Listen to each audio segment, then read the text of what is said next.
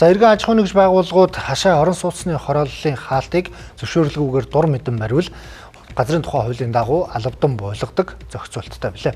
За гэвч Баян зүрх төвөгт байрлах саруул хороолол нийтийн эзэмшлийн зам талбайд хаалт байгуулад удаж байна.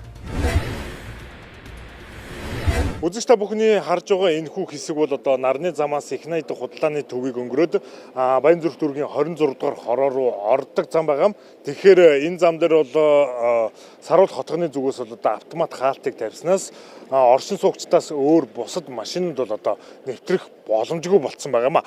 Тэгэхээр бид энэ тал дээр хариулт авахаар саруул хотгоны сөөхтэй уулзсан боловч сөөхийн даргын зүгээс бол одоо ажиллаа аваад өнгөж нэг хонж байгаа.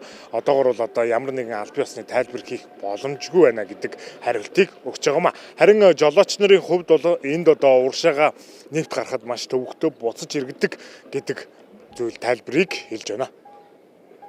Ер нь айгүй хэцүү байна. Би одоо ингээд дуудлагын таксинд ингээд явхлаар одоо ингээд локейшн яг энэгээр зарчиж байгаа хгүй сая. Тэгэл ийшээ орох гэхээр одоо ингээ хаагдцсан гарч чадахгүй. Би миний хувьд л нэг шаардлагатай гэж бодож байна. Заавал юм шүрдэг гэж хэрэггүй шин чи. Энд одоо би ч одоо энэ хүргэлтээр энэ айл юм өргөж явах чаддаг орж чадахгүй л бичсэн бацаал. Тийм. Тэгээ орж чадахгүй одоо зогсоол байхгүй тийшээгээ. Тийм зогсоолын асуудал үүсчихэд байгаа байхгүй. Одоо хотгонуудын янз бүрийн ингээд хаалт маалтыг бол барыг авчуул зүгээр юм шүү. Тэгвэл ажлаа амжилж байгаа хүмүүс нэг ч орж чадахгүй ийшээгээ. Тэгээ ингээд зогсоол хайж авсараад өдөрний тал өнгөрч байгаа шүү дээ. Ажлаа зогсоолох гэж явж чадахгүй. Ихэнх жолооч нарын хувьд Баян зүрх төвийн 26 дугаар хорооны нутаг дэвсгэр рүү орохоор тухайн замыг сонгодог байна. Гэвч саруул хотгоны зүгээс автомат хаалт байршуулж зөвхөн тухайн хотгоны иргэдийг нэвтрүүлж байгаа нь хууль зөрчсөн үйлдэл болоод уудаж байна.